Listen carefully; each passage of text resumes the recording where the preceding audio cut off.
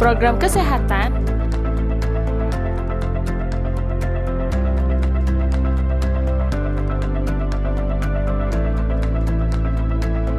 dan program pendidikan.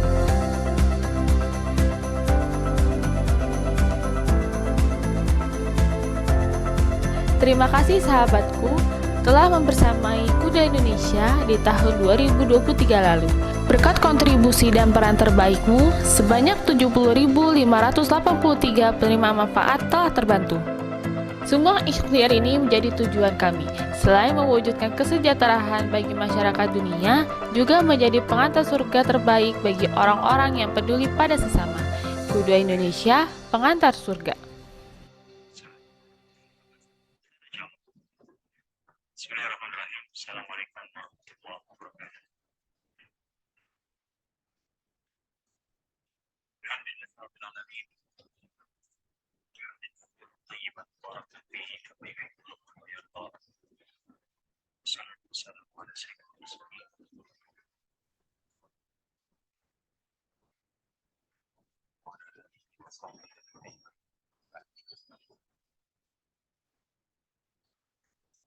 Cek cek 1 2 1 2 cek. Sudah ya, oke. Baik, Bismillahirrahmanirrahim. Assalamualaikum warahmatullahi wabarakatuh. Alhamdulillahillazi arsala rasulahu bil huda wa dinil haq liyudhhirahu 'ala dini kullih wa kafa billahi syahida. Asyhadu an la ilaha illallah wa asyhadu anna Muhammadan abduhu wa rasuluh. Bapak-bapak dan ibu-ibu sekalian, marilah kita panjatkan puji syukur kehadirat Allah Subhanahu wa taala yang alhamdulillah pada pagi hari ini kita diberikan begitu banyak macam nikmat, mulai dari nikmat iman, nikmat sehat, walafiat, dan nikmat berkumpul bersama saudara-saudara muslim dalam kegiatan kajian Tarhib Ramadan dengan tema agar tidak futur di bulan Ramadan, dan insya Allah nanti kita akan bersama-sama mendengarkan taujih dari Ustadz Faris Beki. Salam serta salam semoga selalu tercurah kepada junjungan kita baginda Nabi besar Muhammad Sallallahu Alaihi Wasallam beserta seluruh keluarganya, para sahabat, para tabiin, dan seluruh pengikutnya yang mudah-mudahan kelak di yaumil akhir nanti kita akan mendapatkan syafaat dari beliau. Amin. Allahumma amin. Insya Allah pada pagi hari ini, hingga beberapa jam ke depan, saya Gideon Syawinandi akan membersamai untuk memandu acara kegiatan kajian online agar tidak futur di bulan Ramadan bersama guru kita bersama Ustadz Faris Beki. Namun sebelum kita masuk ke acara inti, marilah kita awali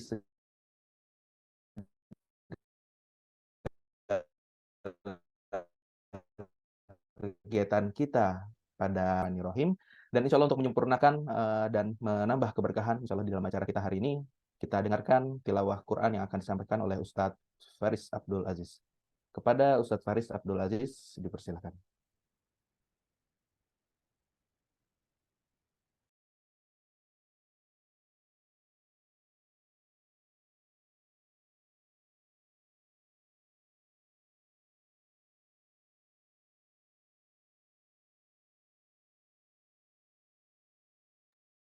Ustadz Faris.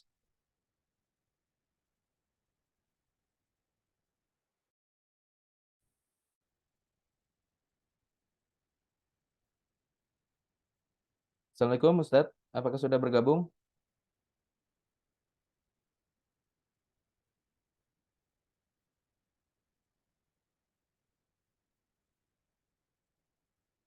Baik, sepertinya Ustadz Faris belum terhubung, dan insya Allah kita berlanjut ke agenda selanjutnya, yaitu kita akan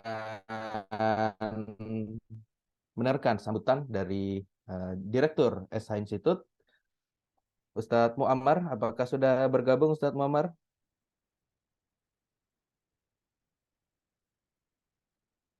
Assalamualaikum Ustadz. Waalaikumsalam, Mas Fahmi, Mas Ferdi. Oke, Ustadz Muammar kebetulan nggak bisa. Insya Allah nanti saya yang gantikan ya. Oke, terima kasih. Alhamdulillah sebagai pengganti sudah ada Ustadz Yusuf ya sebagai perwakilan dari SH Institute. Kepada Ustadz Yusuf kami persilahkan. Silakan Ustadz. Baik. Assalamualaikum warahmatullahi wabarakatuh. Alhamdulillahillazi arsala rasulahu bil huda wa dinil haq liyudhhirahu 'ala dini kulli wa kafa billahi syahida. Asyhadu an la ilaha illallah wa la syarika lah. Asyhadu anna Muhammadan abduhu wa rasuluh la nabiyya ba'da. Pertama-tama yang kami hormati pada seluruh peserta Zoom kajian Tarhib Ramadan 1445 Hijriah kali ini, dan yang kami hormati kepada Pak Gerdi dan juga kepada sahabat-sahabat kami khususnya di SH Institute dan juga Qudwah Indonesia. Insya Allah pada pagi hari ini tentunya kita akan mendengarkan sebuah kajian bagaimana Ramadan ini adalah sebuah bulan yang penuh berkah dan juga penuh rahmat. Tentunya kita perlu mempersiapkan agar amalan-amalan itu tetap terjaga. Dan bahasanya kalau kerennya adalah futur lah ya. Dan tentunya kita mengambil inspirasi dari perjuangan sebuah rakyat Gaza ya yang ada di Palestina. Ketika mereka hidup dalam keadaan sulit dan juga kondisi yang serba terbatas, mereka tetap semangat untuk memperjuangkan tanah Palestina ya tentunya Gaza. Dan insya Allah bahwasanya kegiatan pada pagi ini adalah sebuah kerjasama yang memang biasa kita lakukan bersama Qudwah Indonesia dan SH Institute sebagai lembaga yang khusus mempersiapkan konten-konten edukasi dan juga kajian-kajian edukasi, tentunya selalu mempersembahkan sebuah kajian yang dilakukan oleh masyarakat. Insya Allah akan kita dengarkan saja langsung nanti oleh pemateri kita yaitu Ustadz Faris Beki, dan insya Allah beliau akan mengisi materi pada hari ini. Baik, mungkin itu saja. Kami ucapkan terima kasih atas waktunya dan juga kesediaannya untuk mengikuti kajian pada pagi hari. Semoga Allah mudahkan. Baik, terima kasih Pak Gedi. Assalamualaikum warahmatullahi wabarakatuh. Waalaikumsalam warahmatullahi wabarakatuh. Terima kasih Ustadz Yusuf selaku Direktur Marketing dari SH Institute, di mana SH Institute ini merupakan lembaga kajian edukasi yang memfokuskan kajian-kajiannya terhadap pengetahuan Palestina dan juga Baitul Maqdis, insya Allah. Nah, alhamdulillah tadi sudah dibuka oleh Ustadz Yusuf, dan insya Allah kita dengarkan sambutan dari perwakilan dari Qudwah Indonesia. Kami persilakan kepada Bapak Erwan Zainal selaku General Manager Qudwah Indonesia. Kepada Bapak Erwan, kami persilakan.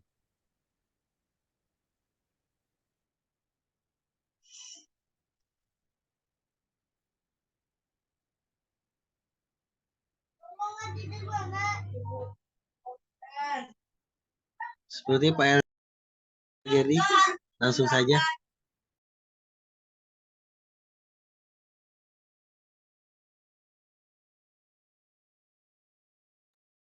Pak Erwan juga belum bergabung ya? Insya Allah.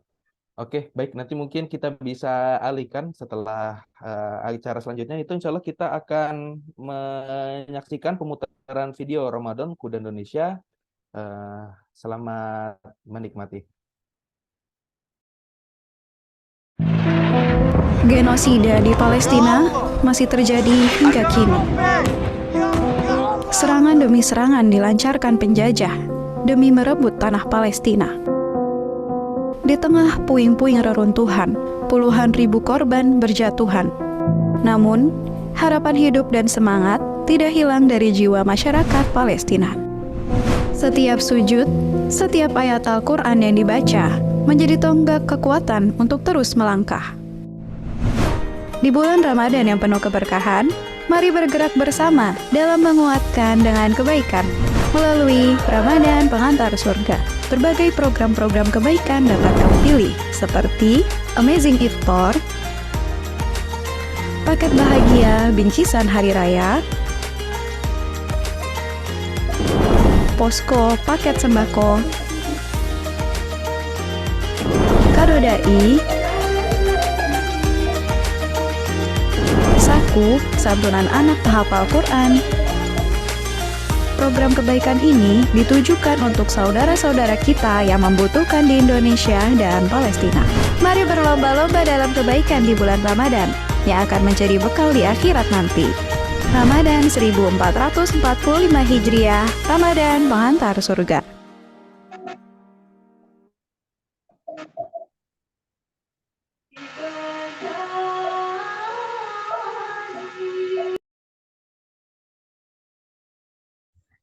Ya, alhamdulillah ya Rabbil Alamin. Tadi kita sudah mendengar dan menyaksikan video teaser program-program Ramadan di Kuda Indonesia.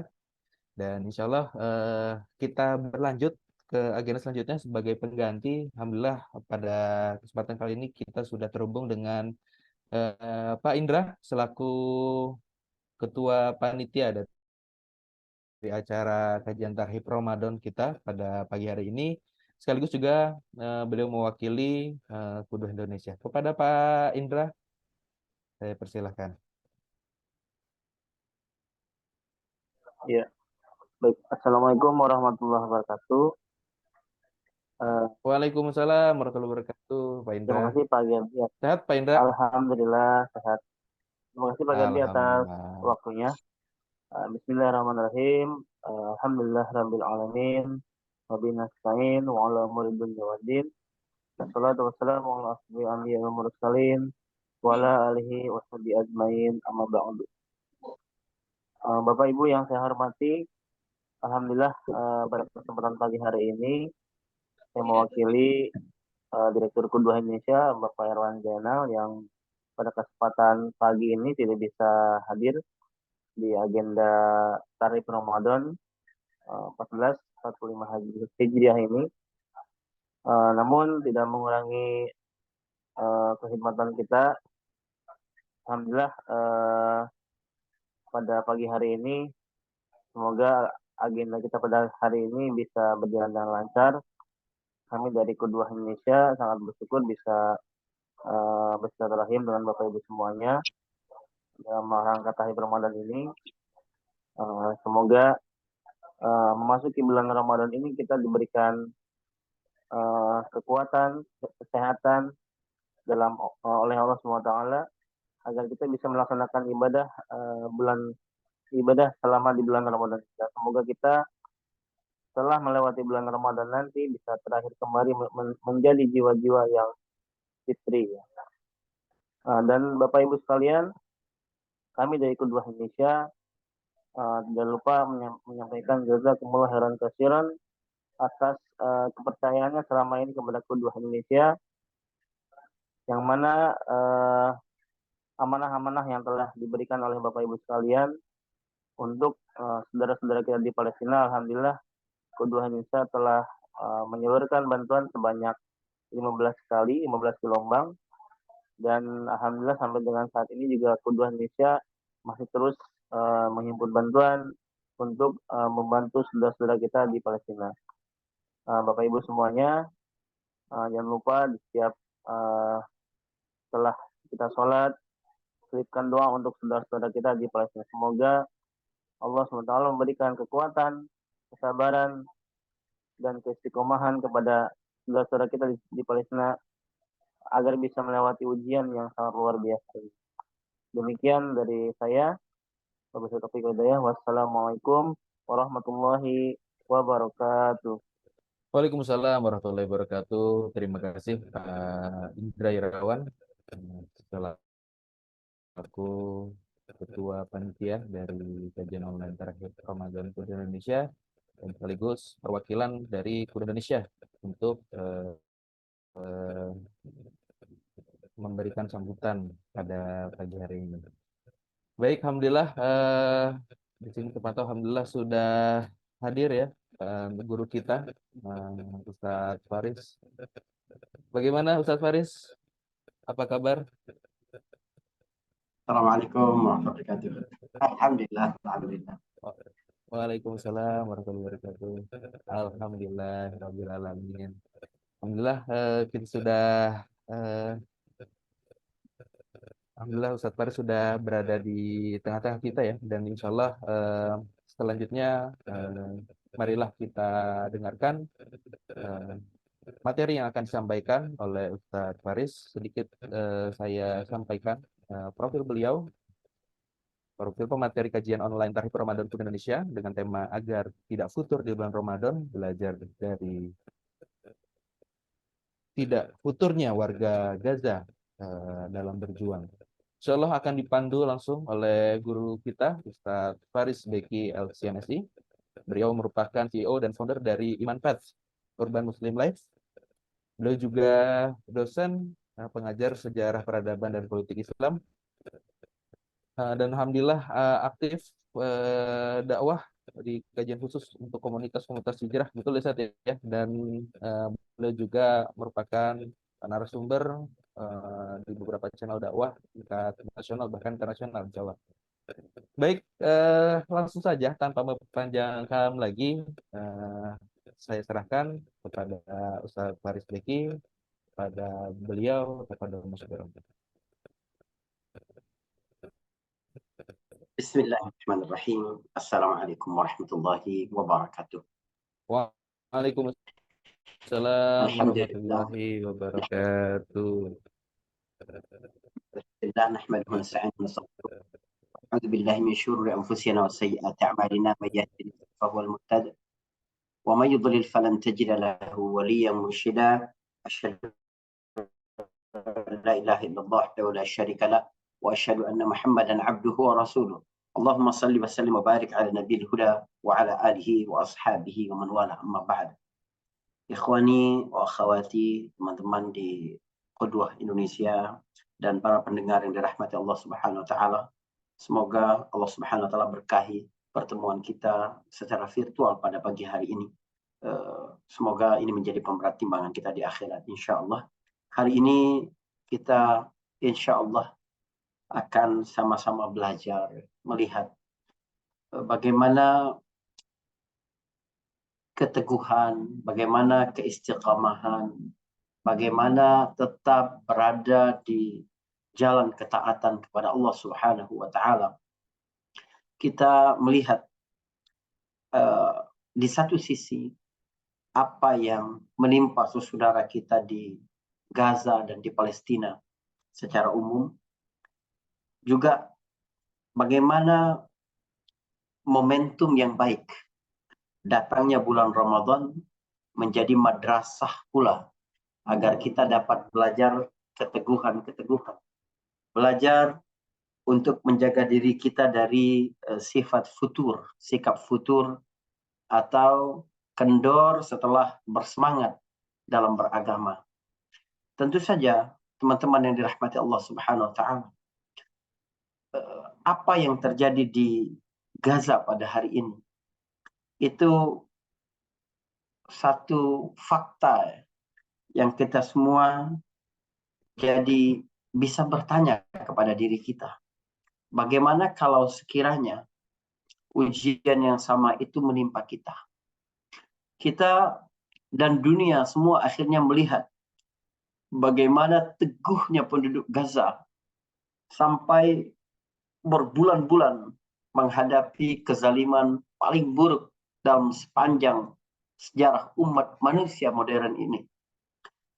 Apa yang selama ini mendominasi cerita di benak orang-orang Barat ya, pada kasus Holocaust orang-orang Yahudi, itu tidak ada apa-apanya. Kalau itu benar, tidak ada apa-apanya dengan apa yang menimpa saudara kita di Palestina. Tetapi diamnya negara-negara Arab dan Islam tidak bisa berbuat banyak terhadap apa yang menimpa kaum muslimin di Gaza itu juga ya, menjadi pelajaran dan hikmah penting apa dari yang Allah inginkan terhadap saudara kita di Gaza. Teman-teman yang dirahmati, sekiranya, saya bayangkan begini, sekiranya negara-negara Arab sudah bergerak dari sejak awal, maka isunya adalah isu kearaban dan isu Islam, non-Islam. Tetapi dengan diamnya Arab itu ada hikmah yang luar biasa. Akhirnya yang bersuara adalah dunia, baik itu dari barat atau dari penjuru dunia yang lainnya. Maka yang keluar adalah isu kemanusiaan. Bagaimana fitrah manusia itu tidak mungkin dikhianati. Apapun agama seseorang, mereka tidak mungkin berpihak kepada hal-hal yang di luar nilai-nilai kemanusiaan. Jadi ini adalah hikmah. Lalu kemudian orang melihat persoalan yang sudah dihadapi oleh saudara kita itu berpuluh-puluh tahun sebenarnya.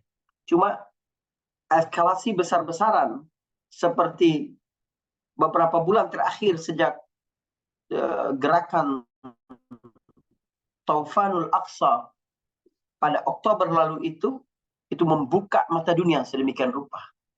Saudara yang dirahmati Allah Subhanahu wa taala.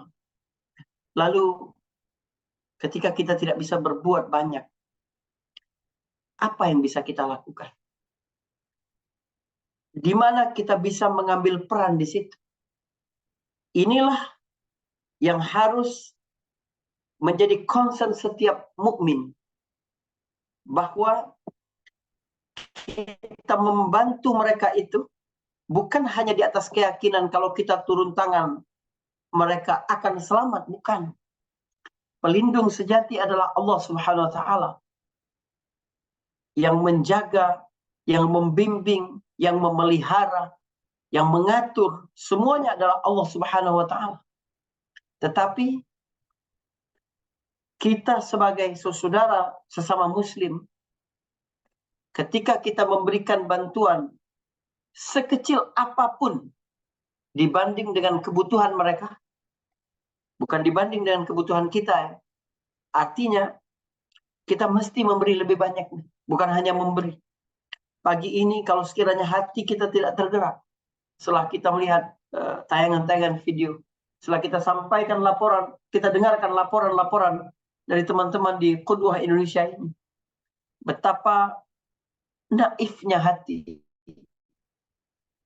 yang tidak tergerak untuk memberi lebih banyak kepada mereka. Yang saya maksud sedikit adalah sedikit dibanding kebutuhan mereka. Jadi kalau kita keluarkan seluruh harta kita pun, jika dibandingkan dengan apa yang mereka hadapi dan sebesar apa kebutuhan mereka, itu secara harga barangnya tidak ada artinya. Tapi ada nilai yang luar biasa di balik itu. Kita tidak boleh membuat saudara kita yang sedang berjuang di garis paling depan itu merasa ditinggalkan sendiri. Ketika ada bantuan datang dari Indonesia, yang pertama kali sampai sebelum bantuan itu sampai ke tangan mereka, adalah satu pesan ke dalam hati mereka. Kalian tidak sendiri. Ada saudara-saudara kalian di Indonesia. Ada saudara-saudara kalian yang terus memperhatikan kalian. Mengikuti berita tentang kalian. Bukan hanya melihat angka-angka, data-data statistik peperangan, bukan. Tapi kami merasakan apa yang kalian rasakan. Kami kehilangan seperti kalian kehilangan. Kami merasakan penderitaan seperti penderitaan yang kalian rasakan. Kita ini bersaudara. Persaudaraan kita ini keluar dari rahim keimanan yang jauh lebih kuat daripada rahim seorang ibu sekalipun. Saudaraku, Pada konteks inilah kita faham bahwa di bumi manapun kita berpijak, faktor keimanan menjadi penentu seseorang untuk kuat, untuk sabat, untuk teguh di atas nilai-nilai agama. Saudaraku yang dirahmati Allah Subhanahu wa taala, apa sebenarnya faktor-faktor yang membuat kita tetap teguh ini? Kita akan bicara. Yang pertama tentu saja faktor keimanan. Keimanan kepada Allah Subhanahu wa taala memanggil satu nikmat besar dari Allah, yaitu tathbitul qulub, tathbitul qaul. Lisan kita menjadi teguh berkata yang hak. Hati kita menjadi teguh di atas keyakinan. Organ-organ tubuh kita menjadi teguh untuk terus melakukan ketaatan kepada Allah Subhanahu wa taala. Coba kita baca surat Ibrahim ayat ke-27 itu. Yuthabbitullahu alladhina amanu bil qawli tsabiti fil hayatid dunya wa fil akhirah. Wa yudhillullahu adh-dhalimina wa yaf'alullahu ma yasha'. Allah membuat teguh orang-orang yang beriman itu dengan kata-kata yang teguh dalam kehidupan dunia dan di akhirat. Dan Allah membuat sesat orang-orang yang zalim. Dan Allah memang berhak layak melakukan apa saja yang Dia kehendaki. Saudara yang dirahmati Allah Subhanahu wa taala, coba perhatikan ayat ini ya. Yuthabbitullahu alladhina amanu. Siapa pelaku? Pelaku yang membuat teguh hati, membuat hati seseorang tidak tergelincir, tidak futur, tidak jatuh ke dalam kemalasan atau ke dalam kesesatan. Siapa pelakunya? Subjeknya siapa? Allah. Yuthabbitullahu. Allah yang meneguhkan. Siapa yang diteguhkan? Alladzina amanu. Orang yang di dalam hati yang terdapat keimanan. Dengan apa Allah teguhkan? Bil qawli tsabit. Dengan kata-kata yang teguh. Teguh dari apa? Fil hayatid dunya. Subhanallah. Kehidupan dunia, al-hayatud dunya, banyak membuat manusia tergelincir. Ramadan ini mengajarkan kita mengambil jarak dari kesenangan-kesenangan dunia. Sehingga yang menguat adalah suara keimanan. Lalu dengan suara keimanan itulah Allah Subhanahu wa taala meneguhkan orang-orang, meneguhkan manusia. Saudaraku, coba baca hadis yang paling populer tentang keutamaan puasa Ramadan. Hadis Nabi sallallahu alaihi wasallam, "Man shama Ramadan imanan wa ihtisaban, ghufira lahu ma taqaddama min dhanbi." Siapa yang puasa Ramadan, dasarnya adalah keimanan kepada Allah. Pondasinya adalah keimanan. Akarnya adalah keimanan. Dan dia hanya berharap pahala dari Allah, mahsub. Yang kita inginkan adalah sesuatu dari Allah Subhanahu wa taala, maka Allah akan ampuni dosa-dosa kita. Saudaraku, saya suka baca hadis ini dari ujungnya. Yang dijanjikan oleh Rasul SAW dalam hadis ini adalah pengampunan dari Allah. Maghfirah itu kebaikannya jauh lebih luas daripada yang kita bayangkan. Jika Allah memberikanmu maghfirah, berarti Allah memberikan semuanya kepadamu. Kenapa begitu? Sebab jalan ketaatan itu adalah ampunan. Kata seorang ulama, aku merasa berat untuk bangun malam atas maksiat yang pernah aku lakukan 15 tahun yang lalu. Subhanallah. Kita ini berat dalam berinfak, berat dalam membaca Al-Quran, berat dalam bangun malam, berat menolong saudara kita, berat melakukan sholat-sholat sunnah.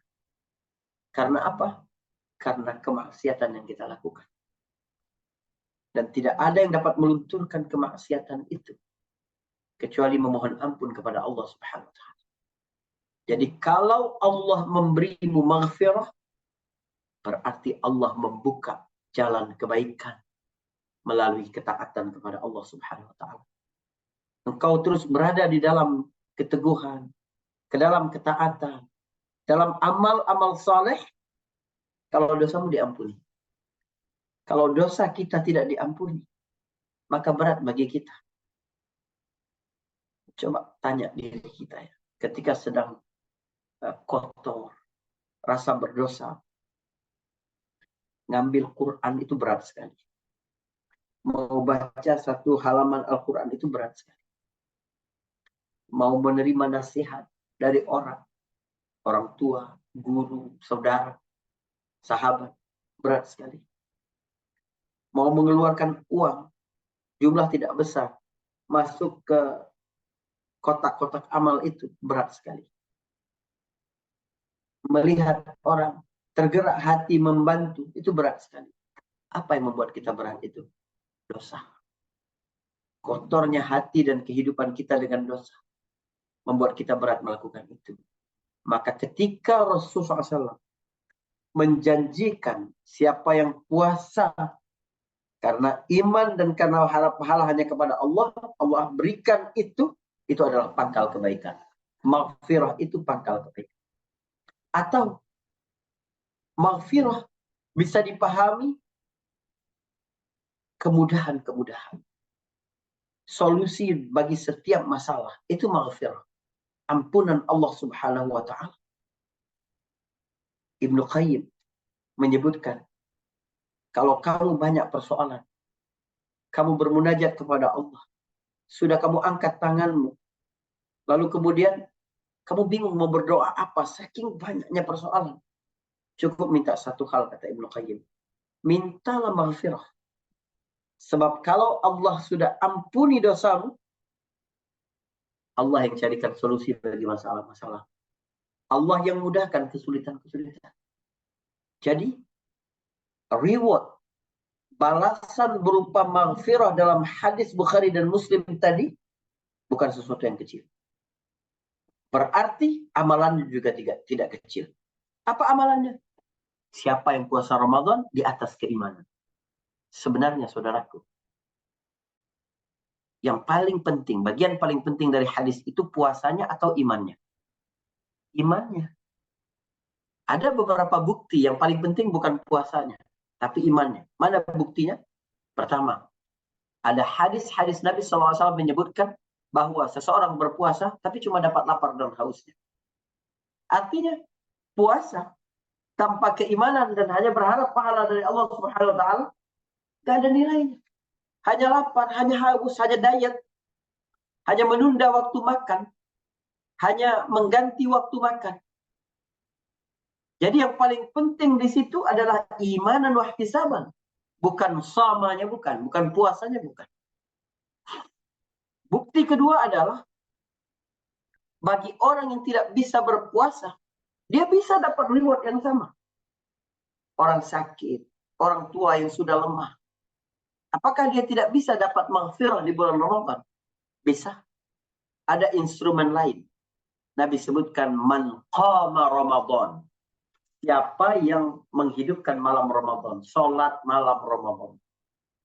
Tapi iman dan ihtisabannya tidak tinggal. Yang penting kamu jaga iman dan ihtisaban ini. Atau perempuan yang haid, yang nifas, tidak bisa puasa siang harinya, tidak juga bisa sholat pada malam harinya. Apakah dia luput dari maghfirah? Tidak, ada instrumen ketiga. Man qama lailatal qadar. Iman dan ihtisaban. Satu malam Lailatul Qadar saja. Kamu berhalangan melakukan puasa, melakukan sholat. Nah, kamu menghidupkan malam Lailatul Qadar saja. Ghufira lahu ma taqaddama min dzambi. Tapi ingat, asasnya adalah imanan wa ihtisaban. Yuthabbitullahu alladhina amanu bil qawli tsabit fil hayatid dunya. Jadi ada hubungan yang kuat antara tetapnya hati di dalam ketaatan, mudahnya hati dalam melakukan amal saleh, dengan keimanan kepada Allah Subhanahu wa taala. Ini yang perlu kita tingkatkan dulu.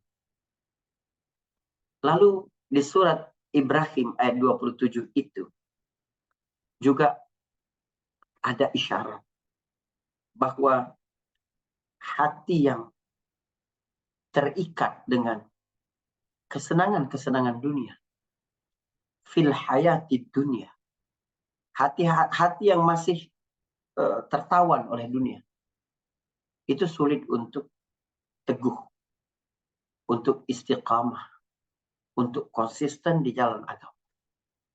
Subhanallah. Saudara, asas dalam beragama itu iman kepada Allah Subhanahu wa taala. Yang paling membantu tegaknya keimanan adalah kalau kita tahu hakikat kehidupan dunia. Itu hakikat kehidupan dunia.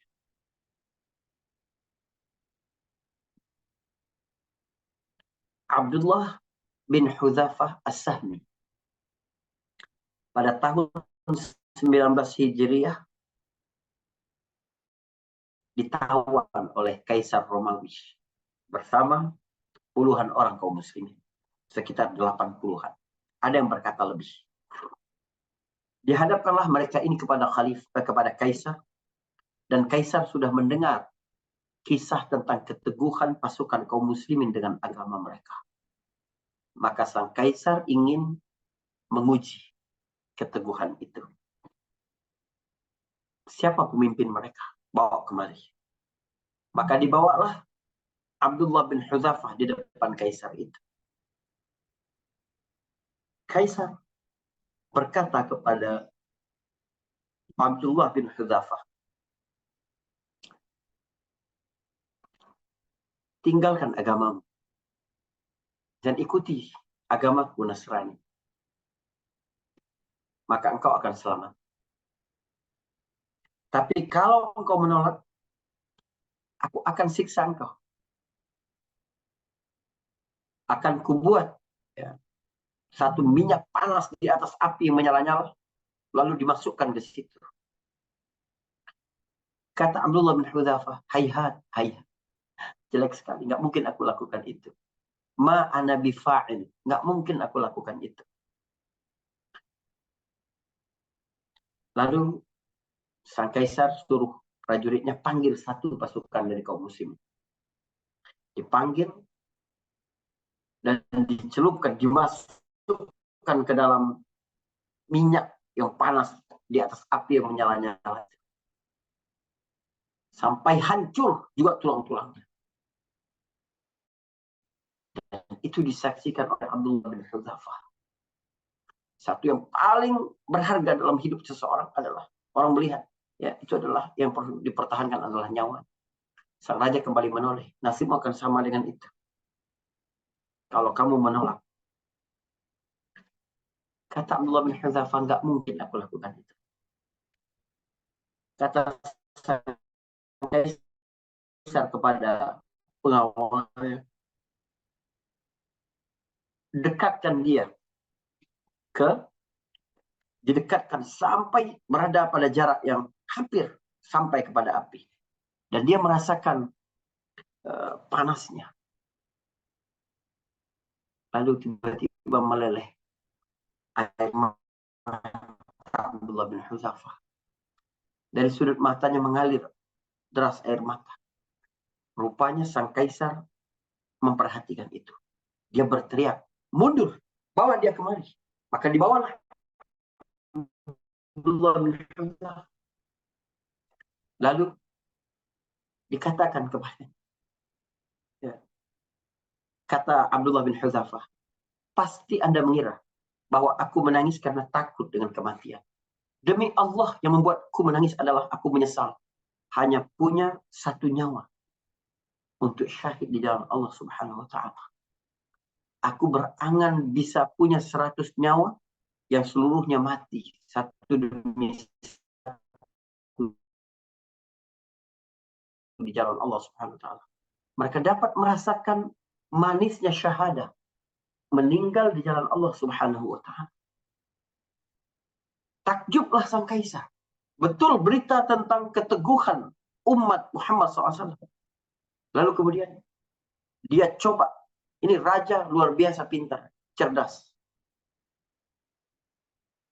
Ada banyak orang yang teguh, tahan dengan ancaman dan kesulitan, tapi tidak kuat dengan neraka. Maka dia katakan, tinggalkan agama Muhammad. Ikut agamaku. Kita akan berbagi separuh-separuh kerajaan ini. Dan aku nikahkan engkau dengan putriku. Lalu kita punya kekuasaan yang sama besar. Kata Abdullah bin Hudzafah, kalau engkau berikan semuanya pun aku nggak bakal lakukan itu. Coba lihat. Sang raja kemudian berkata, kamu cium kepalaku, dan aku akan bebaskan engkau.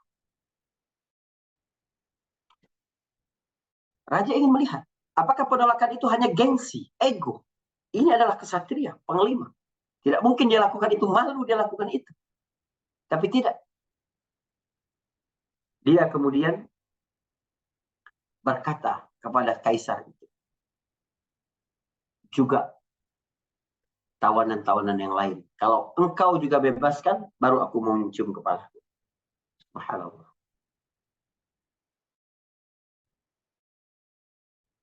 Abdullah bin Hudzafah. Urusan ego tidak penting bagi dia. Kehormatan diri dia, pribadi, tidak ada hubungannya dengan agama, tidak penting bagi dia. Aku mau mencium kepala. Atau engkau bebaskan aku dan 80 tawanan yang lain. Dan itu adalah ciuman paling mahal dalam sejarah. Kata sang raja, baik. Lalu Abdullah bin Hudzafah mencium kening, kepala sang raja, sang kaisar. Sehingga mereka dibebaskan. Ketika sampai di Madinah, Umar bin Khattab menyambut mereka dan berkata, kepala yang paling layak untuk dicium adalah kepala Abdullah bin Hudzafah. Dan aku yang pertama menciumnya, lalu dia mencium kening Abdullah bin Hudzafah. Apa yang membuat keteguhan ini? Yang membuat keteguhan ini adalah iman kepada Allah Subhanahu wa taala. Bulan Ramadan itu meneguhkan keimanan. Saudaraku, nggak mungkin sanggup seseorang melakukan sesuatu tidak tergoda dengan bujukan, tidak pula takut dengan ancaman, kecuali kalau dia menghubungkan kehidupannya dengan Allah Subhanahu wa taala. Semakin kita menyempurnakan ketaatan, semakin kita merasakan keagungan Allah. Dalam rangkaian ayat puasa itu Allah berfirman, walitukmilul iddata walitukabbirullaha ala ma hadakum. Kamu sempurnakan ketaatanmu kepada Allah dan rasakan kebesaran Allah, baru kamu merasa betapa manisnya kehidupan. Wala'allakum tashkurun, kata Allah Subhanahu wa taala. Hidup tanpa iman untuk apa? Karena itu seseorang yang berjuang bukan karena Allah, mustahil akan istiqamah. Seorang yang berdakwah berharap ketenaran, berharap pengakuan dan pujian, berharap keuntungan dunia, tidak bakal awet. Seorang yang menjadi pejuang kemanusiaan, ada motif-motif duniawi dan keuntungan pribadi, tidak bakal awet.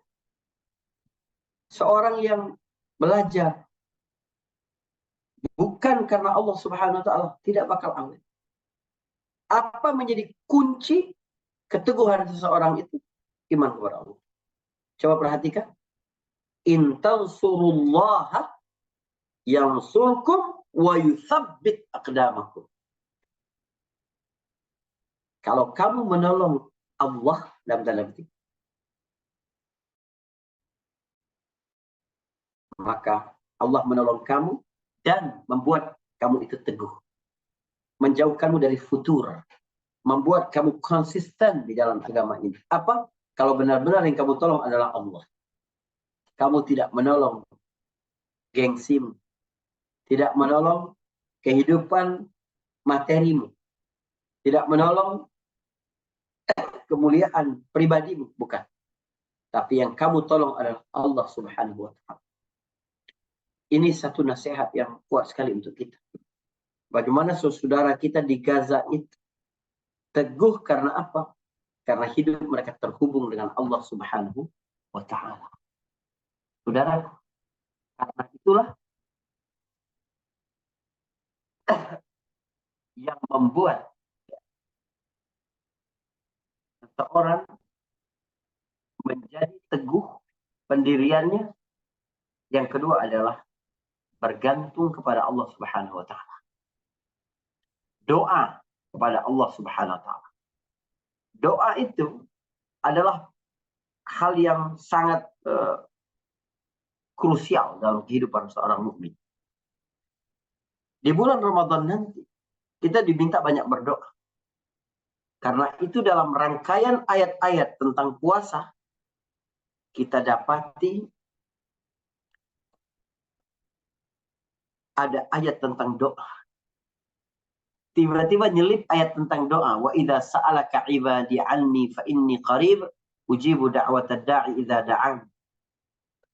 Tidak mungkin hati kita ini tetap teguh dalam beragama kecuali karena pertolongan Allah. Surat Ibrahim tadi berkata yusabbitullah. Yang satu lagi tadi kita sebutkan wa yusabbit aqdamakum. Siapa subjeknya? Allah. Allah yang membuat kita ini teguh. Karena itu dalam sebuah riwayat disebutkan di antara doa yang paling banyak dibaca oleh Nabi SAW adalah doa keteguhan hati. Ya muqallibal qulub, tsabbit qalbi ala dinik. Perhatikan kisah Nabi Yusuf alaihissalam. Apa yang membuat dia teguh? Doanya kepada Allah. Qala rabbis sijnu ahabbu ilayya mimma yad'unani ilayh.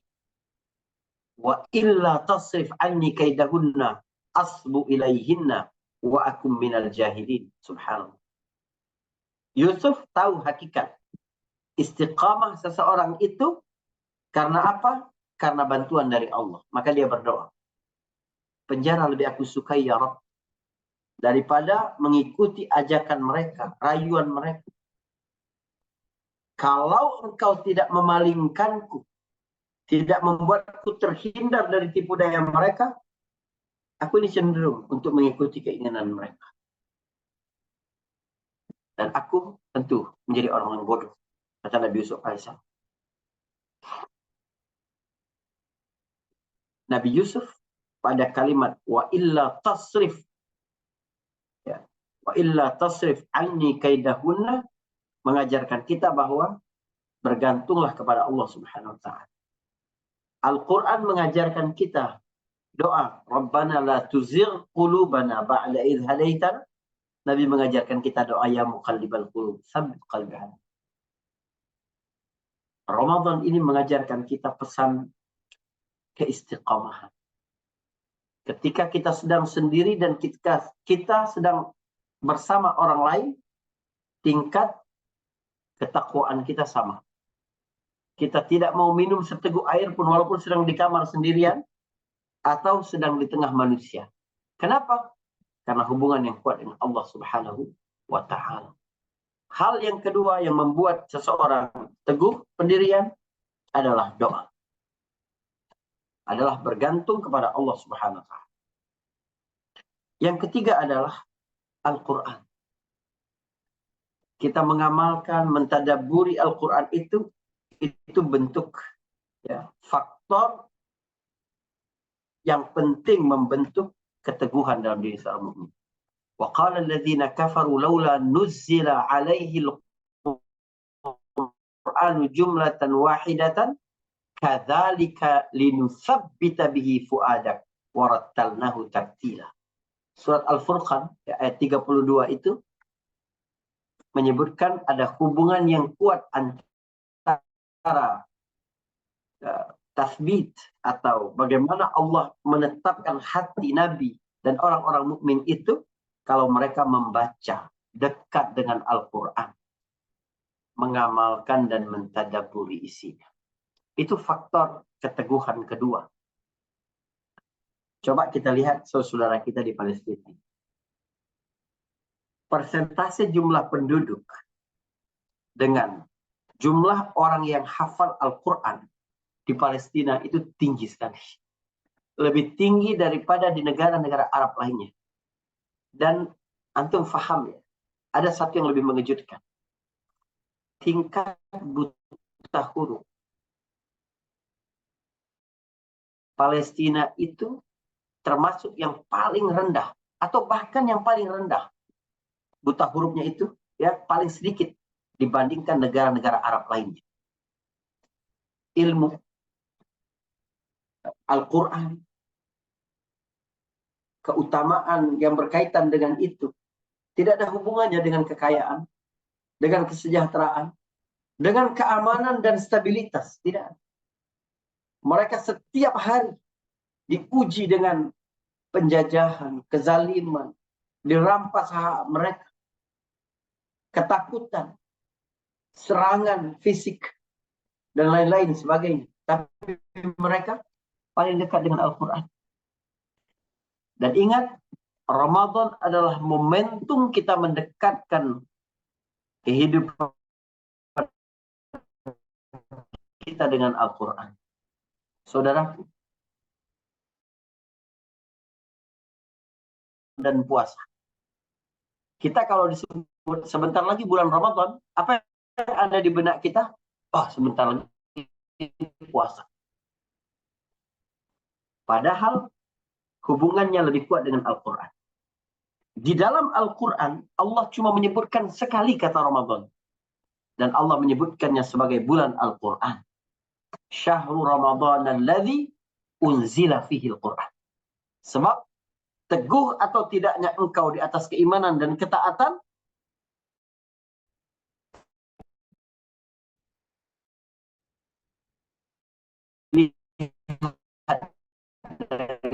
seberapa dekatnya engkau dengan Al-Quran dibanding membaca selembar Al-Quran. Membaca satu halaman Quran. Ini harus menjadi perhatian kita semua. Betapa dekat anak-anak Palestina itu dengan Al-Quran. Maka betapa teguh mereka dalam beragama dan dalam perjuangan. Yang ketiga, saudara, yang membuat seseorang itu teguh, ya, tidak mudah futur adalah membaca kisah-kisah para nabi dan orang-orang soleh terdahulu. Ini yang Allah sebutkan di akhir-akhir surat Hud. Wa kullan naqussu 'alaika min amba'ir rusul ma nusabbitu bihi fadak. Jadi Allah mengisahkan cerita nabi-nabi terdahulu itu untuk membuat teguh hati Nabi sallallahu alaihi wasallam. Wa ja'aka fi hadzal haqqu wa mau'izatun wa dzikra lil mu'minin. Ini perkara penting.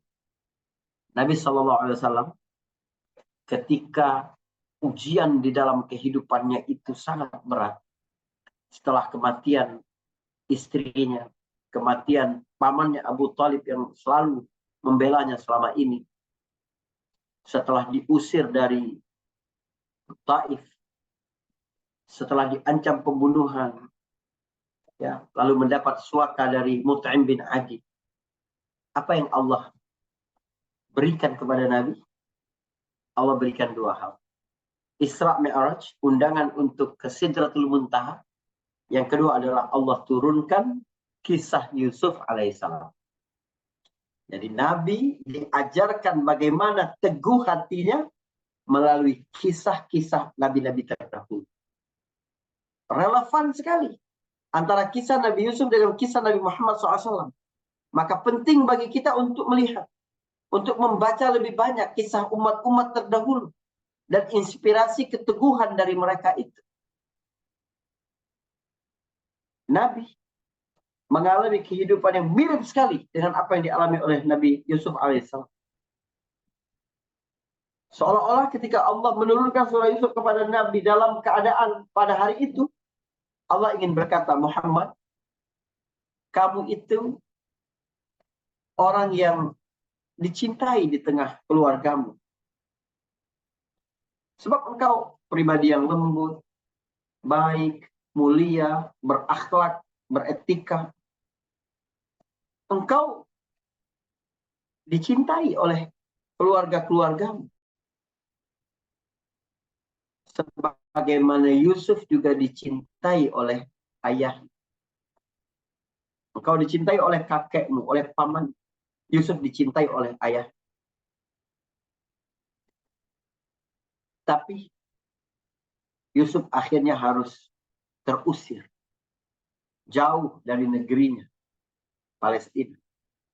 Kamu juga nanti akan terusir hijrah ke Madinah. Tapi di tempat kamu diusir itu, diasingkan itulah kamu memperoleh kekuasaan dan kekuatan. Kamu memiliki otoritas. Sebagaimana Yusuf terusir, terasing di Mesir, Mesir justru kemudian membuat dia berkuasa. Dan Yusuf akan kembali berkumpul dengan keluarganya seperti engkau akan kembali ketika menaklukkan kota Mekah nanti tahun 8 Hijriah. Pada saat itu jadilah pemaaf, berlapang dada. Sebagaimana Yusuf juga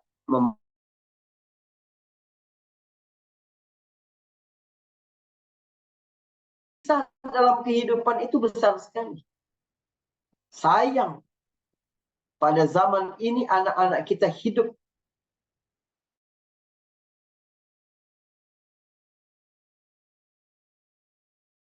bercerita yang benar. Al-Quran dengan seluruh fungsi-fungsi besarnya. Hudan, Furqan, Tibyan, Bayinat.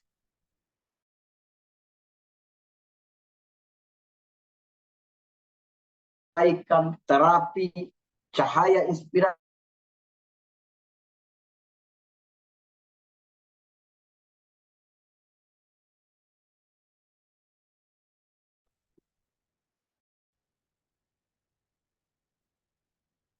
Baik. Mohon maaf terputus. Iya, Al-Quran, ya, baik. Kita lanjutkan. Kisah gitu, itu menjadi pembentuk kepribadian.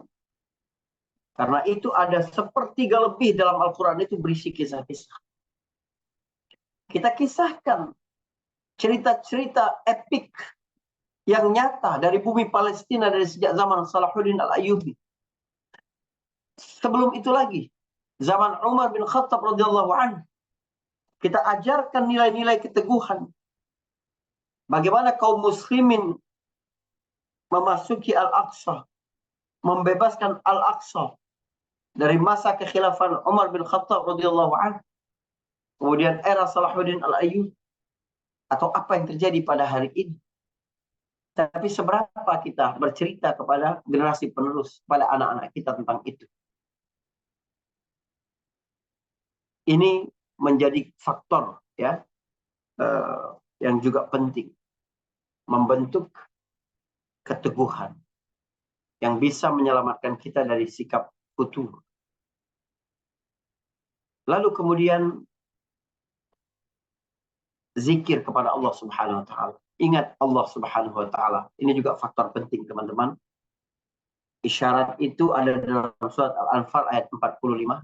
Ya ayyuhalladzina amanu idza laqitum fi'atan fathbutu wadhkurullaha katsiran la'allakum tuflihun. Jadi kata sabat atau teguh itu dibarengi dengan kata zikir. Ingat dengan Allah Subhanahu wa taala. Zikir membuat manusia menjadi lebih tenang hatinya. Hati yang tenang itu adalah awal dari keteguhan. Tidak mudah ditakut-takuti, tidak mudah pula untuk diiming-imingi oleh sesuatu yang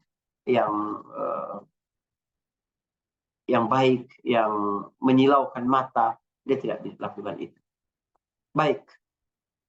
Lalu kemudian, saudara, faktor berikutnya, ini terakhir yang ingin saya sampaikan adalah sahabat-sahabat yang saleh yang mengumpulkan kita pada hari ini. Antum berada dalam satu grup WhatsApp, ini para pewakaf, para muhsinin yang menitipkan harta-hartanya di Qudwah Indonesia. Antum berkumpul itu bukan perkumpulan yang buruk. Tapi itu yang menguatkan kita satu sama lain untuk saling terus memanfaatkan peluang kebaikan, teguh di atas itu. Inilah makna firman Allah dalam surat Al-Kahfi yang biasa kita bacakan setiap Jumat. Wasbir nafsaka ma'al ladzina yad'una rabbahum bil ghadati wal 'ashi yuriduna wajhahu wa la ta'du 'ainaka 'anhum turidu zinatal hayatid dunya. Yang membuat seseorang teguh beragama, kuat hubungannya dengan Allah dan tidak tergelincir karena dunia adalah sahabat-sahabat yang saleh tadi. Fastaqim kama umirta wa man taba ma'ak. Jadi faktor istiqamah itu ada sahabat yang selalu membersamai kita. Mungkin ini yang bisa saya sampaikan sebagai pengantar diskusi kita pada pagi hari ini. Terima kasih banyak. Barakallahu fikum. Alhamdulillahirrahmanirrahim. Terima kasih Ustaz Faris, materinya dahsyat sekali. Alhamdulillah. Alhamdulillah. Saya pribadi mendapat banyak sekali insight ya yang bagus, dan alhamdulillah juga semakin semangat juga untuk menyambut bulan suci Ramadan. Insya Allah kurang lebih sekitar 7 hari lagi ya Ustadz. Alhamdulillah tidak terasa, dan kita berdoa semoga Allah sampaikan usia kita untuk dapat bisa menikmati indahnya Ramadan, insya Allah. Baik Ustadz, setelah ini kita akan ada sesi tanya jawab. Mungkin untuk sementara saya buka untuk 2 penanya terlebih dahulu. Silakan bapak-bapak dan ibu-ibu, kakak-kakak untuk bisa menuliskan pertanyaannya di kolom komentar. Nanti insya Allah akan saya bacakan. Dan sebagai informasi, insya Allah kita di pagi hari ini, pagi menjelang siang hari ini, kita juga akan memberikan door prize. Ada 5 door prize yang isinya merupakan merchandise eksklusif dari Kuda Indonesia yang tidak dapat bapak-bapak dan ibu-ibu miliki kecuali dari Kuda Indonesia. Jadi silakan. Alhamdulillah sudah ada yang bertanya.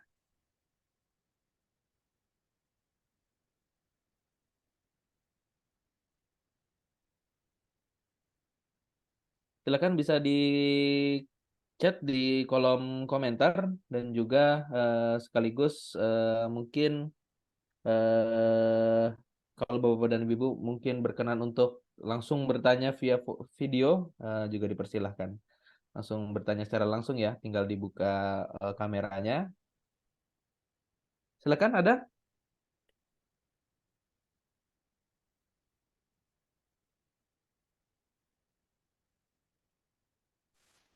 Alhamdulillah. Ini ada pertanyaan Ustadz dari Kak Asri ya. Bagaimana menjaga keteguhan? Wah, seru nih. Bagaimana cara untuk menjaga keteguhan untuk generasi muda, Ustadz? Mungkin kita tahu generasi sekarang berbeda ya dengan generasi kita dulu, Ustadz. Bahkan generasi Ana dengan Antum pun berbeda ya. Nah, bagaimana mungkin menjaga keteguhan itu, Ustadz?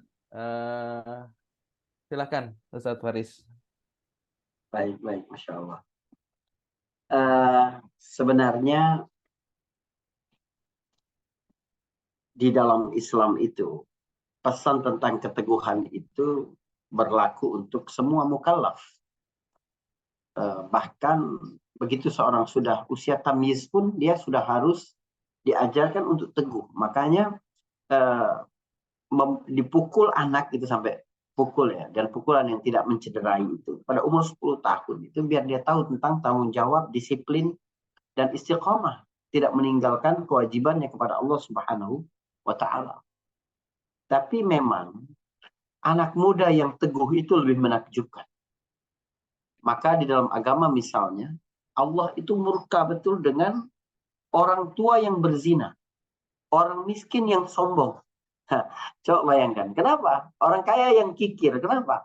Karena harusnya mereka itu lebih teguh gitu loh. Tapi ini anak muda yang teguh. Ketika Allah bercerita tentang Ashabul Kahfi, ini kan simbol keteguhan banget. Bagaimana anak-anak muda, innahum fityatun. Mereka itu anak-anak muda. Apa yang membuat mereka teguh itu apa? Yang pertama, amanu birabbihim. Beriman kepada Allah. Saudaraku, iman itu punya pengertian yang sangat kuat. Ya. Bukan hanya percaya Allah ada, bukan. Tapi bagaimana dia memberikan energi besar dalam kehidupan. Ashabul Kahfi disebutkan idh qamu faqalu rabbuna rabbus samawati wal ardh. Kenapa harus ada kata qamu? Berarti bergerak, aktif. Keimanan yang membuat seseorang aktif bergerak. Tidak langsung Allah berkata idh qalu rabbuna rabbus, tidak. Tapi idh qamu faqalu. Sama seperti kisah di surah yang sama. Bagaimana Nabi Musa diajarkan keteguhan untuk sabar ketika bersama Nabi Khidir alaihissalam. Itu dalam kisah Khidir itu ada 3 kali kata fantalaqa, fantalaqa, fantalaqa. Bangkit. Intilaq itu sesuatu yang tiba-tiba muncul ke permukaan. Ya, bangkit itu intilaq. Nah, pemuda itu harus aktif, harus bergerak. Kalau sekiranya pemuda tidak bergerak maksimal untuk kebaikan, pasti akan melenceng kepada yang negatif. Sebab dia punya energi berlebih. Idh qamu faqalu dengan fantalaqa itu mengajarkan kita bahwa kita harus aktif di situ. Gunakan potensi-potensi yang ada. Jangan sampai ada waktu nganggur. Harus luangkan untuk kebaikan. Jangan sampai ada tenaga nganggur. Harus wakafkan untuk kebaikan. Jangan sampai ada keahlian nganggur. Jangan sampai ada materi yang nganggur. Kalau ada materi yang nganggur, itu nanti dibelanjakan untuk hal-hal yang tidak bermanfaat. Atau bahkan untuk sesuatu yang tidak diridhai oleh Allah Subhanahu wa Ta'ala. Tapi secara umum, yang membantu seseorang untuk teguh adalah ilmu, kemudian mujahadah, latihan, terus-menerus, kemudian doa, yang keempat adalah kawan-kawan yang saleh. Ya, penjelasannya tadi udah kita jelaskan semua. Cuma ilmu memang tadi saya tidak jelaskan. Kenapa perlu ilmu untuk keteguhan itu? Karena seseorang bisa konsisten itu kalau ilmunya sampai. Kalau enggak, orang nggak bisa sabar. Termasuk sabar dalam ketaatan. Ya, Nabi Musa alaihissalam itu disebutkan oleh Khidir di awalnya, wa kaifa tasbiru ala ma lam tuhid bihi khubra. Gak mungkin kamu bisa sabar kalau kamu ilmunya nggak nyampe. Jadi kita selama ini kalau nggak sabar itu karena ilmu kita nggak nyampe. Ya. Bilal bisa sabar disiksa oleh majikannya Umayyah bin Khalaf itu karena ilmunya sampai tentang keimanan kepada Allah Subhanahu wa Ta'ala. Ma'rifatullahnya sampai. Ya, Khabbab bin al-Arad bisa istiqamah, diseret di jalan-jalannya dengan rambutnya yang panjang itu oleh Al-Gojo majikannya Ummu Anmar itu karena dia sampai ilmunya tentang agama yang hanif ini yang dapat membuat dia selamat dunia dan akhirat. Jadi upgrade terus ilmu kita itu membuat kita menjadi lebih istiqamah insyaallah. Mungkin itu. Ya, doa, ilmu, mujahadah, latihan. Latihan itu berarti dipaksa di awal. Baru kemudian jadi terbiasa. Serta sahabat-sahabat yang soleh. Komunitas atau circle yang baik tadi. Masya Allah. Betul ya. poin-poin tadi ya penting ya, mujahadah, terus ilmu, sahabat soleh Ustaz, Masya Allah itu mahal sekali Ustaz harganya. Baik Ustaz, Alhamdulillah sudah terjawab ya Kak Asri. Lalu kita beralih ada 3 penanya Ustaz. Mungkin ke penanya kedua dulu dari Kak Endang Sumiarsi. Assalamualaikum. Afwan Ustadz, bagaimana caranya agar nilai puasa kita berbekas dalam kehidupan kita? Agar tidak hanya menahan haus dan lapar. Silakan Ustadz. Baik, Masya Allah, bagus sekali ya. Eh, jadi puasa ini memang perlu kita siapkan itu dari berbagai sisi. Sisi-sisi strategik dan sisi-sisi teknis. Itu memang harus persiapannya maksimal. Sebab ini tamu agung ya, semakin agung, semakin terhormat tamu, itu persiapan penyambutannya itu lebih panjang lagi. Jadi kalau kepala desa, lurah gitu, bakal kedatangan tamu Pak Camat, itu persiapannya seminggu dari sebelumnya. Betul. Tapi kalau yang datang bupati itu mungkin sebulan sebelumnya. Tapi kalau presiden itu 6 bulan sebelumnya. Karena semakin agung tamu, semakin harus perlu persiapan penyambutan yang lebih bagus lagi. Nah, Ramadan ini, Rasul SAW mengajarkan kita bagaimana Rasul bersiap-siap baik dari sisi strategik atau sisi teknis. Sisi teknis dulu lah saya sebutkan. Misalnya Nabi itu paling banyak berpuasa itu di bulan Sya'ban. Selain di bulan Ramadan yang full, itu Nabi paling banyak di puasa Sya'ban. Itu kan hadis Aisyah radhiyallahu anha. Nah, kenapa? Karena kita harus dibiasakan itu. Kalau kita melihat dari berbagai hadis tentang persiapan Nabi dan para sahabat, atau riwayat tentang para sahabat menyambut puasa itu, kita harus perhatikan 3 hal untuk urusan teknis ini. Yang pertama adalah prioritas. Yang kedua adalah jadwal. Yang ketiga adalah target. Ini penting kita buat dari awal. Prioritas itu kenapa butuh prioritas? Karena hari-hari di bulan Ramadan itu terbatas. Peluang kebaikan banyak. Ayaman ma'dudat itu menunjukkan bahwa kamu harus gunakan baik-baik itu. Ya, sementara kemampuan kita terbatas, harta kita terbatas, tenaga kita terbatas, maka perlu ada prioritas. Ya, jadi prioritas sedekah kita kemana, prioritas kita dengan Al-Quran itu apa sekedar baca atau juga tadabbur, ikutin kajian tafsirnya dan lain-lain sebagainya, ikutin itu. Ya, begitu juga ada jadwal, sebab kita di bulan Ramadan itu memang rutinitasnya berubah. Jam tidur berubah, jam bangun berubah, jam makan berubah, harus ada jadwal. Nah, yang ketiga adalah target, ya, harus ada target. Kemudian hal yang non teknis yang disiapkan Nabi, misalnya Nabi khutbah, ya, penyambutan, ya, mengucapkan selamat kepada para sahabat, ya, qad ja'akum Ramadan syahrul mubarak, syahrul furida fi asyam dan lain-lain sebagainya. Itu kan cara Nabi menanamkan mindset berlimpah di kalangan para sahabat dan umatnya bahwa ini bulan jangan disia-siakan. Ini bulan agung sekali.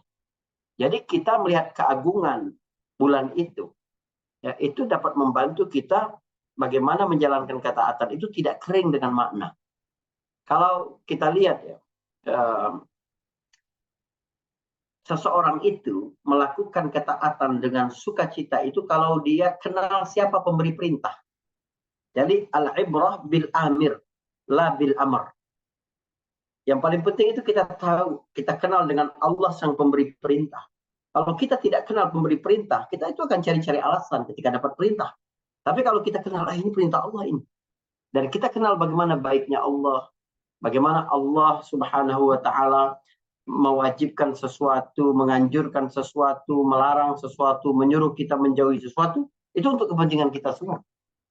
Ya, apa kata Imam Syafi'i? Al-ibadah mu'allatun bimasalihil ibad. Seluruh ibadah ini untuk kepentingan makhluknya. Allah nggak ngambil keuntungan sedikit pun.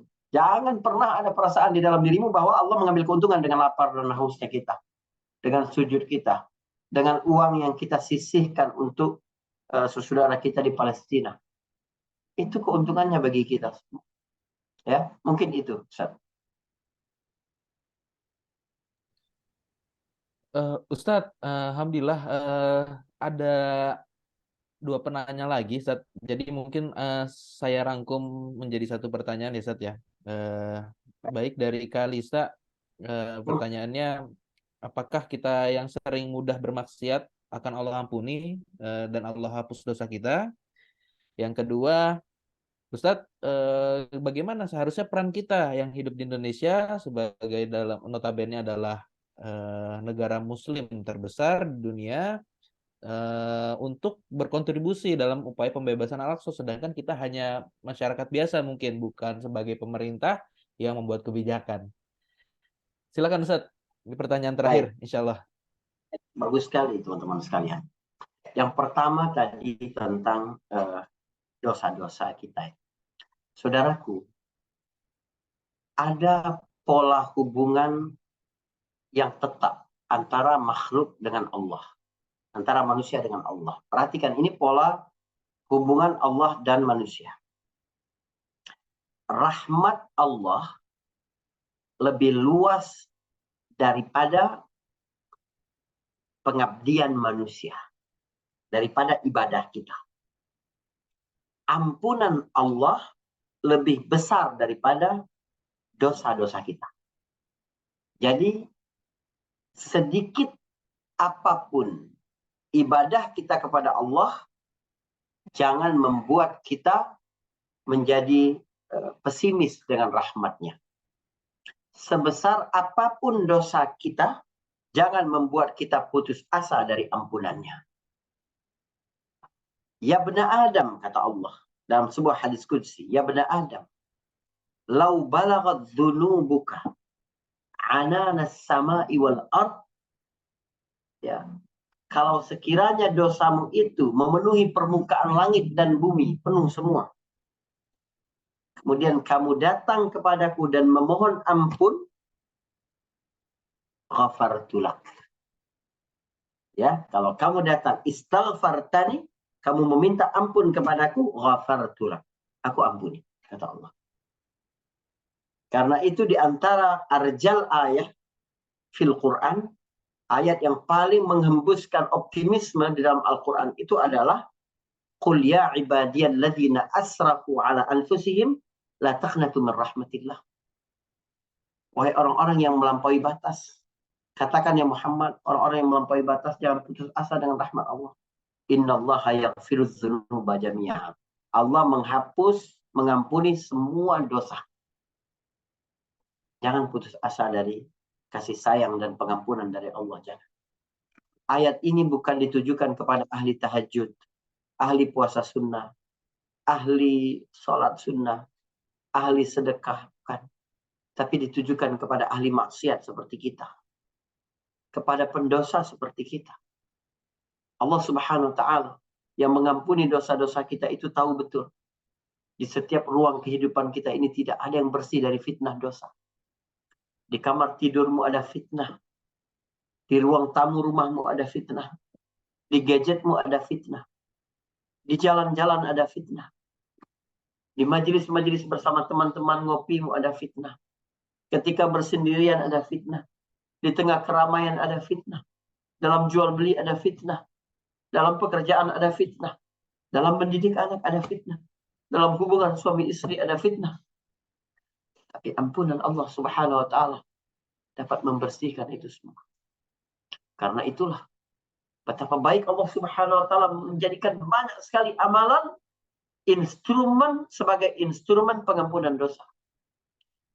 Langkah-langkah kakimu ke masjid adalah pengampunan dosa. Menunggu waktu salat kepada waktu salat berikutnya adalah pengampunan dosa. Dari Jumat ke Jumat adalah pengampunan dosa. Dari umrah ke umrah adalah pengampunan dosa. Puasa Arafah adalah pengampunan dosa. Puasa Asyura adalah pengampunan dosa. Ramadan itu lebih lagi, sampai Nabi bilang celaka kalau orang tidak diampuni dosanya ketika sudah berjumpa Ramadan. Raghima anfum ri'in adraka Ramadan walam yughfarlah. tersungkurlah hidung seseorang kehinaan. Kalau datang kepadanya Ramadan, dosanya tidak diampuni. Berlapis-lapis ampunan Allah dengan datangnya Ramadan itu, supaya tidak ada yang lolos dari jaring maghfirah Allah. Jaring pertama siapa yang puasa Ramadan. Nggak bisa puasa siapa yang qiyamul Ramadan. Nggak bisa qiyamul Ramadan siapa yang menghidupkan malam Lailatul Qadar.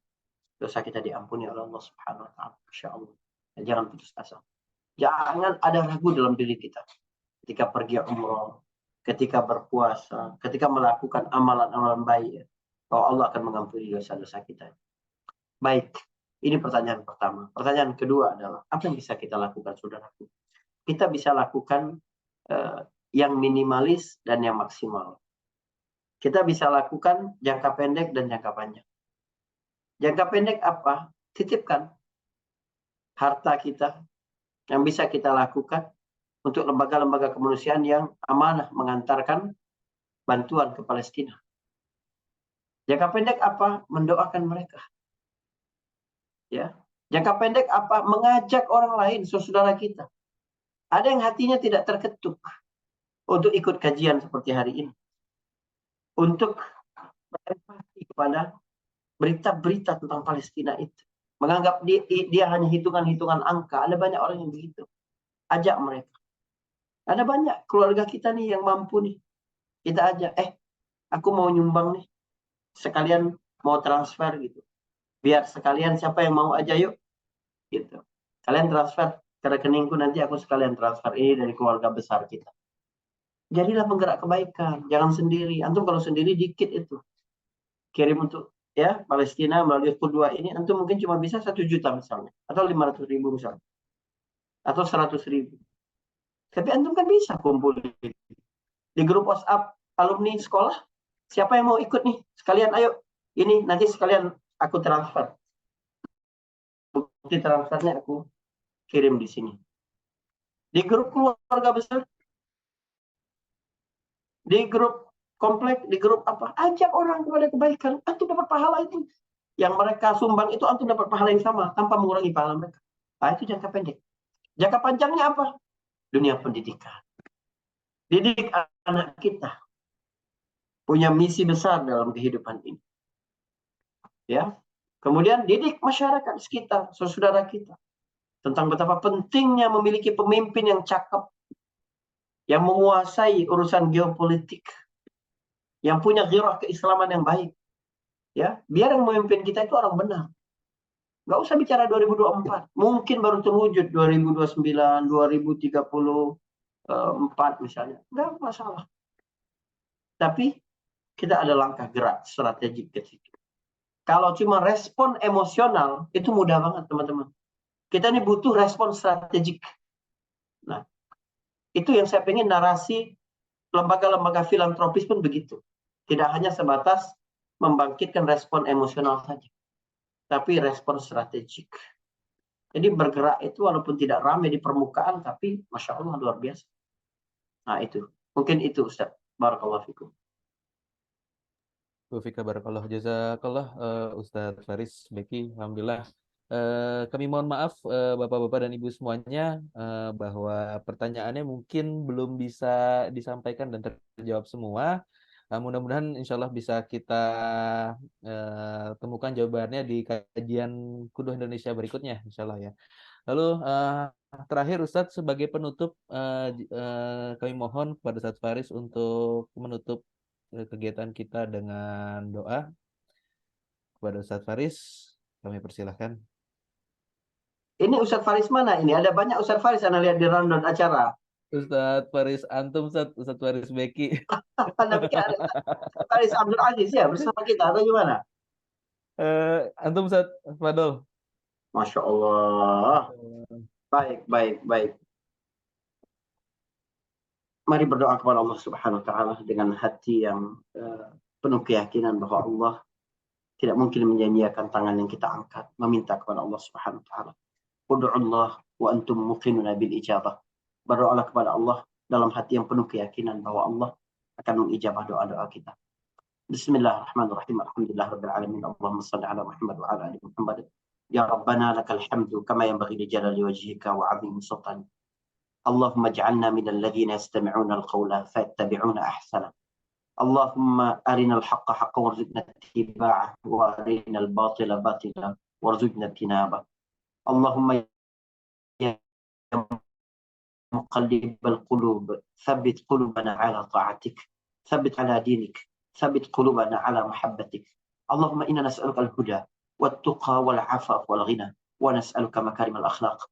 اللهم إنا نعوذ بك من الهم والحزن، ونعوذ بك من العجز والكسل، ونعوذ بك من الجبن والبخل، ونعوذ بك من غلبة الدين وقهر الرجال. اللهم اغفر لنا ولوالدينا وارحمهم كما ربونا صغارا، ولجميع المسلمين والمسلمات والمؤمنين والمؤمنات الأحياء منهم الأموات، إنك سميع قريب مجيب الدعوات. اللهم انصر إخواننا المسلمين المجاهدين في فلسطين، اللهم انصرهم نصرا عزيزا.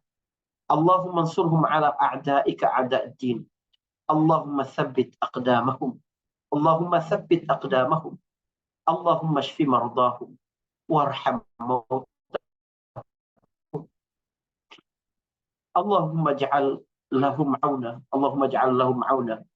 اللهم إنا نسألك لهم العافية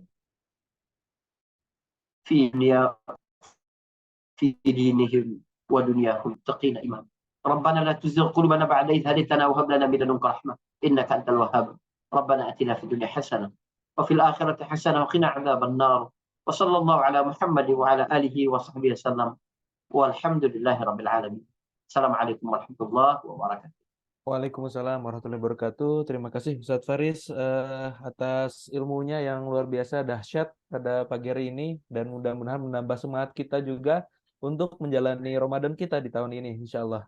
Dan saya ucapkan jazakallah khair Ustadz Faris Beki LCMSI yang telah men-sharing ya ilmunya yang luar biasa, dan mudah-mudahan Ustadz Kuda Indonesia kalau boleh silaturahim ke antum, nanti kita bisa lanjut ya via Ahlan wa WhatsApp ya, sahlan. insya Allah ya. Kebetulan juga kami Kuda Indonesia kantor di Bekasi, Ustaz, dekat dengan, maksudnya satu wilayah dengan Iman 4 ya. Nanti mungkin bisa silaturahim insya Allah. Baik, terima kasih Ustadz Faris. Alhamdulillah, barakallahu fiik. Baik, Bapak-Bapak dan Ibu sekalian, alhamdulillah kita sudah berada di penghujung acara kita pada siang hari ini. Tapi sebelum ditutup, insya Allah tadi seperti sudah saya sampaikan bahwa kita akan ada door prize, di mana door prize ini insya Allah sudah ketahuan ada beberapa pemenang ya. Pertama, door prize ini diberikan kepada peserta yang join Zoom paling awal. Jadi yang pertama kali masuk ke ruang Zoom, lalu kedua adalah peserta dengan yang isi form paling awal. Tadi kan sudah Mbak Amina ya sudah menyampaikan, share form Google Docs, jadi nanti bisa di share. Nah tadi ini sudah ada yang paling awal, dan yang terakhir penanya, para penanya yang tadi bertanya mendapatkan door prize. Jadi peserta join Zoom paling awal ini ternyata ada dua, yaitu Kak Tuti Mariati dan Kak Septi. Terima kasih, barakallahu fiik. Kakak-kakak semuanya dapat merchandise ya. Lalu untuk peserta isi form yang paling awal, yang paling cepat nih, paling duluan, itu ada Kak Safiah Izah. Nah, selamat. Dan yang penanya ada Kak Asri, Kak Endang, Kak Lisa, dan Kak Hairunisa. Jadi ada 4 penanya, dan 4-empatnya akan mendapatkan door prize dari Kuda Indonesia. Door prize-nya apa? Nanti insya Allah teknisnya mungkin akan dikirimkan ke rumah masing-masing, dan nanti akan ada tim hotline CRM kami yang akan menghubungi kakak semuanya. Dan saya ucapkan selamat kepada seluruh pemenang door prize di acara Terhib Ramadan bersama Kuda Indonesia dan Esa Institute. Mungkin itu saja yang dapat disampaikan. Kita tutup kegiatan kita pada siang hari ini dengan membaca lafaz hamdalah. Alhamdulillahirabbil alamin. Dan doa kafaratul majelis, subhanakallahumma wa bihamdika asyhadu an la ilaha illa anta astaghfiruka wa atubu ilaik. Terima kasih kakak-kakak semuanya, bapak-bapak, ibu-ibu, ustadz dan ustazah semuanya yang telah mengikuti kegiatan dari awal jam 10 tadi hingga akhir. Dan insya Allah sampai ketemu lagi di kegiatan Kudu Indonesia dan SH Institute selanjutnya. Saya Gideon Soyunadi mohon pamit undur diri. Alhaqqu mirobik falatakunanna minal mumtarin. Wassalamualaikum warahmatullahi wabarakatuh. Waalaikumsalam warahmatullahi wabarakatuh. Genosida di Palestina masih terjadi hingga kini. Serangan demi serangan dilancarkan penjajah demi merebut tanah Palestina. Di tengah puing-puing reruntuhan, puluhan ribu korban berjatuhan. Namun, harapan hidup dan semangat tidak hilang dari jiwa masyarakat Palestina. Setiap sujud, setiap ayat Al-Quran yang dibaca menjadi tonggak kekuatan untuk terus melangkah. Di bulan Ramadan yang penuh keberkahan, mari bergerak bersama dalam menguatkan dengan kebaikan. Melalui Ramadan Pengantar Surga, berbagai program-program kebaikan dapat kamu pilih, seperti Amazing Iftar, paket bahagia bingkisan hari raya, posko paket sembako, kado dai, saku santunan anak penghafal Quran. Program kebaikan ini ditujukan untuk saudara-saudara kita yang membutuhkan di Indonesia dan Palestina. Mari berlomba-lomba dalam kebaikan di bulan Ramadan yang akan menjadi bekal di akhirat nanti. Ramadan 1445 Hijriah, Ramadan Pengantar Surga.